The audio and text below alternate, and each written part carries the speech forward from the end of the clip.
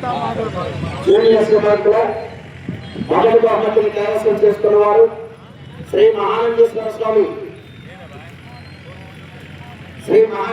స్వామి ఆశీస్సులతో మేకా ప్రతీక్ గారు, సన్నా రామకృష్ణ గారు, ప్రతి రిసార్ట్స్ హైదరాబాద్ వారి జత 3500 7 అడుగుల దూరాన్ని లాగి మొదటి బహుమతిని కైవసం చేసుకున్నాయి.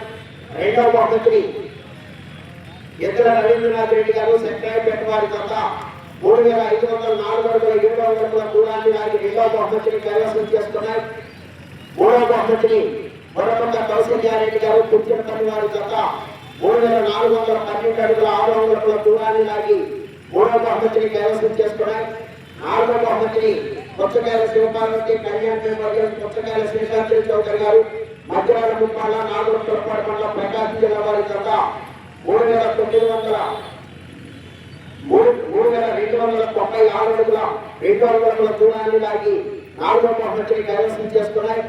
ఐదవ బహుమతిని డాక్టర్ ఇప్పర్ల శ్రీ వెంకటేశ్వర్లు గారు, హనుమాన్ జంక్షన్ వారి జత 3250 అడుగుల దూరాన్ని లాగి ఐదవ బహుమతిని కైవసం చేసుకున్నాయి.